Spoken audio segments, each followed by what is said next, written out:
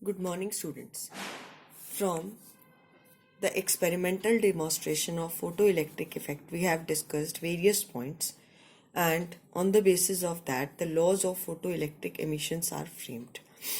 First law is based on the fact that the photoelectric current is directly proportional to intensity of light. In first experimental demonstration, we have discussed as the intensity of light increases, the photoelectric current also increases. So, first law, for a given metal and frequency of incident radiation, the number of photoelectrons ejected per second is directly proportional to the intensity of incident light. It is directly proportional to intensity of incident light. किसके directly proportional है? Intensity. ये हमारा first था. अब आता है for a given metal there exists a certain minimum frequency of incident radiation below which no emission of photoelectron takes place. This frequency is called as threshold frequency. Suppose करिए किसी भी metal की threshold frequency 5 electron volt है और आपने उस पर जो लाइट फॉल की उसकी एनर्जी कितनी है 2 इलेक्ट्रॉन वोल्ट. तो क्या ये emission कर पाएगा? No, because the energy required for its emission is, or for the electron emission is minimum 5 electron volt. Next is the maximum kinetic energy of emitted electron is independent of intensity of incident light, but it depend upon its frequency or wavelength. ये हमने अभी जब third इसकी demonstration की थी, frequency photoelectric current का variation with anode potential changing the frequency and intensity, तो हमने कहा था maximum kinetic energy of emitting electron is independent of intensity. किससे इंडिपेंडेंट है? इंटेंसिटी से. किस पे डिपेंड करती है? फ्रीक्वेंसी और वेवलेंथ पे. Next law is photoelectric emission is an instantaneous process. Instantaneous process का मतलब क्या है कि जैसे ही आपकी किसी मेटल सरफेस पे लाइट फॉल करती है, इमीडिएटली इलेक्ट्रॉन्स क्या हो जाते हैं यहाँ से emit out. कितना टाइम लगता है? 10⁻⁻⁹ seconds. Now after this we have Einstein photoelectric equation.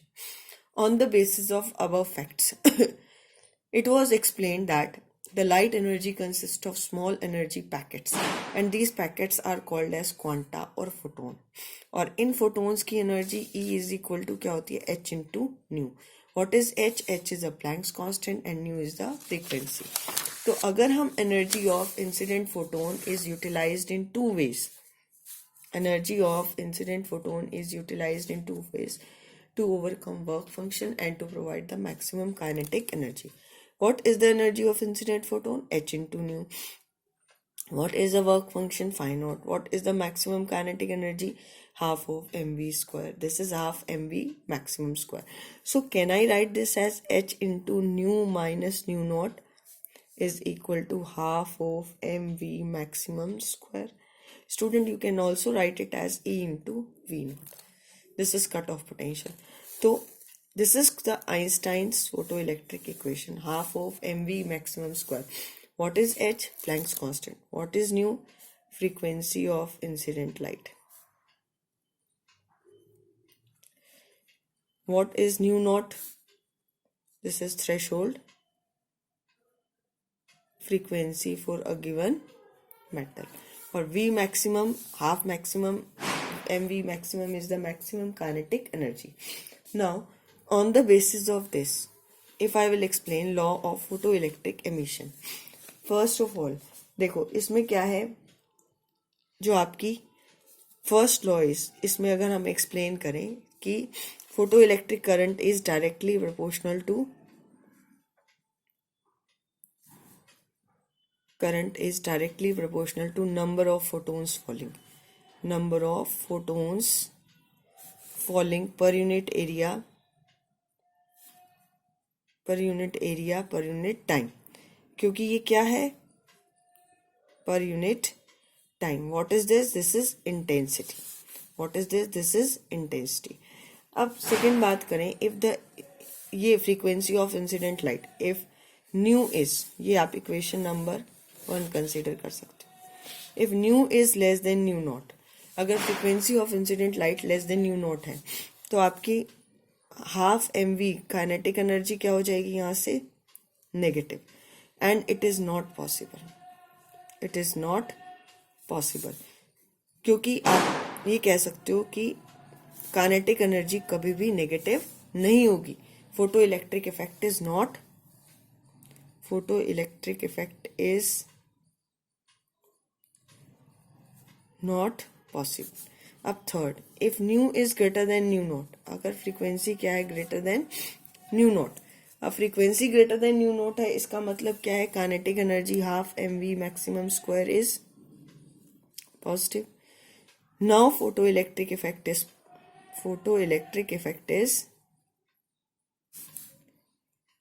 Is possible.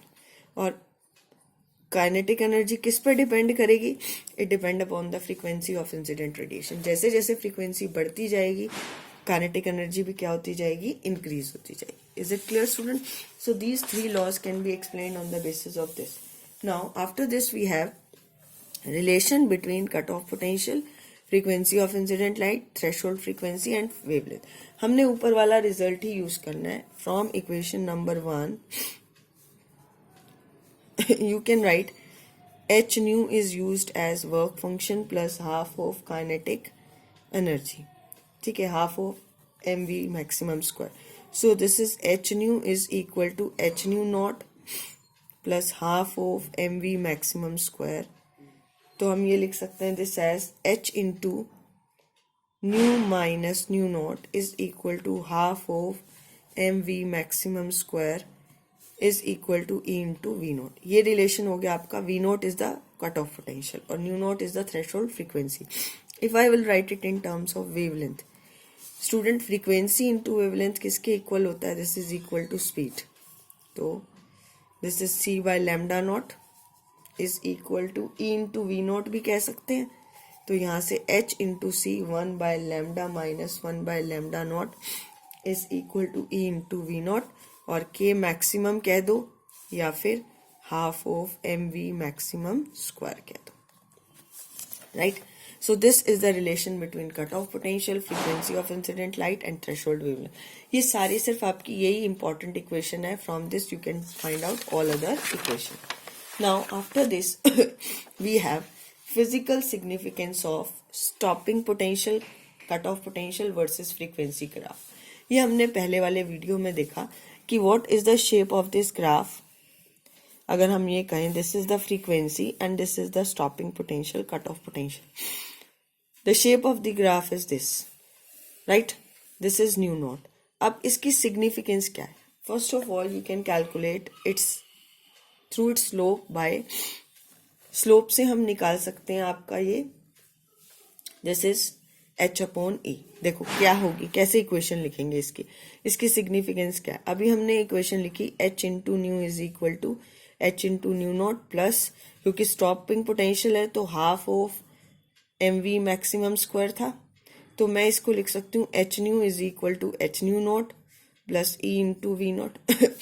अब अगर बात करें इसको यहाँ ले आते हैं, ये y equal to mx plus c बनानी है हमें, इक्वेशन ऑफ स्ट्रेट लाइन. तो ये बन जाएगी h न्यू माइनस, इसको फाई नॉट कर देते हैं और इसको e से डिवाइड कर देते हैं. Phi naught equal to h into nu और इसका नाम मैंने e से यहाँ डिवाइड कर दिया. तो अगर ये कहूँ मैं y equal to m into x plus c, तो what is the slope of this graph? m is the slope of this graph. और m आपको क्या देगा? This is equal to h upon ई.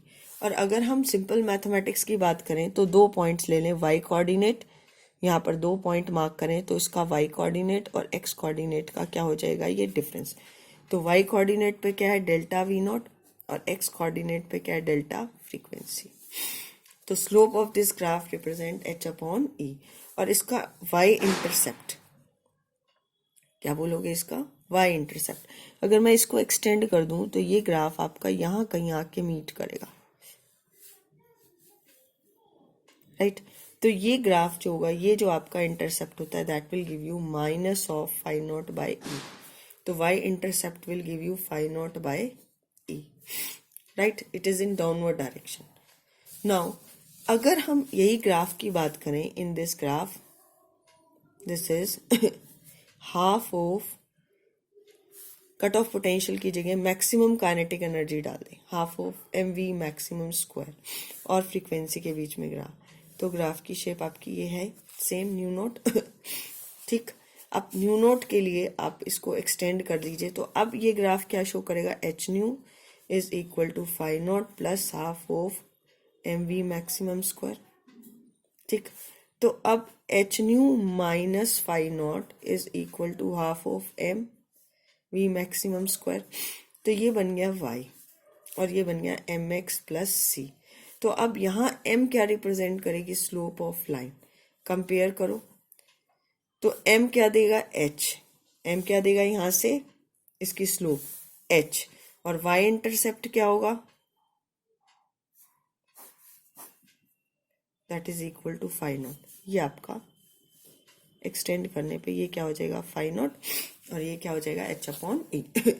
अगर हम सेम कॉन्सेप्ट, स्टूडेंट बस आपको ये ध्यान रखना है, graph is same, this is between maximum kinetic energy, और ये आपके मैक्सिमम भी लिख सकते हो, और ये किसके बीच में, कट ऑफ पोटेंशियल और फ्रीक्वेंसी। ये क्या है, कट ऑफ पोटेंशियल और स्टॉपिंग पोटेंशियल। इससे बिलो तो कट ऑफ पोटेंशियल क्या होगा, जीरो। ये मेरे पास स्पेस कम था, तो अगर आप यहाँ देखना चाहते हैं इस ग्राफ को, तो I am drawing it again on this paper. देखो, अगर मैं इसका कट ऑफ पोटेंशियल, यहाँ पर ये वी नॉट है, ठीक, और ये कर्व है, तो ये इसका जो होगा, दिस इज वाई इंटरसेप्ट, ये इसकी स्लोप होगी, ये फ्रीक्वेंसी है, तो ये कितना हो जाएगा, phi naught divide by e, this is phi naught divide by e, ये है आपका वाई इंटरसेप्ट। तो मेरे पास स्पेस कम था, तो इसलिए मैंने इसको एक्सटेंड यहाँ तक कर दिया। Now using this graph find the Planck's constant, आपको इसकी प्लैंक्स कांस्टेंट निकालेंगे। ग्राफ किसका है, वी नॉट और फ्रीक्वेंसी में। तो अब प्लैंक्स कांस्टेंट हम कैसे निकाल सकते हैं, अभी हमने ऊपर पढ़ा है, ये वी नॉट और ई का ग्राफ है, तो एच अपॉन ई किसके इक्वल होगा, delta v not divide by delta frequency. Students, अब इसमें डेल्टा वी नॉट कैसे निकालेंगे, अगर यहाँ से बात करते हैं, ये 1.23 दिया हुआ है, और फ्रीक्वेंसी आपको दी हुई है यहाँ पर, corresponding to this is delta v not 1.23 minus 0, और इस पे ये आपकी फ्रीक्वेंसी है 5 into 10⁻⁴ delta v not, cut off potential is 0 to 1.23 minus 0, और जो फ्रीक्वेंसी डिफरेंस है वो कितना है, 0 आपका वोल्ट पे कट ऑफ फ्रीक्वेंसी होती है 5 इंटू 10⁻⁴, दिस इज 10 यहाँ पर 8 इंटू 10⁻14 माइनस h अपॉन ई। ई क्या है, चार्ज ऑन इलेक्ट्रॉन। तो अब आपके पास ये आ जाएगा 1.23 3 इंटू 10⁻14 1.6 इंटू 10⁻⁻19। तो h यहाँ से जब सॉल्व करोगे ये आएगा 6.56 इंटू 10⁻⁻34 जूल सेकेंड्स। क्लियर, तो ये प्लैंक्स कांस्टेंट आ गया। अब इसके बाद जो आपकी आती है next topic is the particle nature of light. On the basis of photoelectric effect we have explain the particle nature of light. अभी तक आपको पता चल चुका होगा that the light consist of energy packets, these packets are called as photons. अब क्या इनके कैरेक्टरिस्टिक प्रॉपर्टीज हैं, क्योंकि हम बार बार डिस्कस कर रहे हैं, आई थिंक छोटे से ही पॉइंट से। Light is suppose to be made up of small energy particle called photons. Each photon has the energy E equal to h nu, और न्यू को आप क्या लिख सकते हो, सी बाय लैम्डा, और मोमेंटम क्या होगा, lambda is equal to h upon p. ठीक है, या फिर energy divide by c. All photons travel with the speed of light in the space. Velocity of photon get change when travel from one medium to another medium. तो light की speed भी change होती है, तो photon की speed भी change होगी। अगर स्पीड चेंज हो रही है तो वेवलेंथ भी चेंज हो रही है। सिर्फ एक फ्रीक्वेंसी है, that frequency of photon does not change when light travel from one medium to another. ये हमने रिफ्लेक्शन में भी किया था। Next is rest mass of photon is 0। Einstein relation से m is equal to m naught divide by under the root of 1 minus V square by C square. अगर v c के equal हो जाए तो m equal to m naught bye 0, तो m not कितना हो गया, 0। तो ये क्या आ गया, m not is 0। Next is photons are neutral, so these are not deflected by electric and magnetic field. Next is this in photon particle collision, energy and momentum remains conserve. जैसे आपकी normal collisions होती हैं, इसी तरह ही photon और particle की collision में energy और मोमेंटम क्या रहेगा, conserve. So this is all about the photoelectric effect. So in the next video I will explain the this de Broglie hypothesis and how the wave theory is failed to explain this photoelectric effect. Thank you.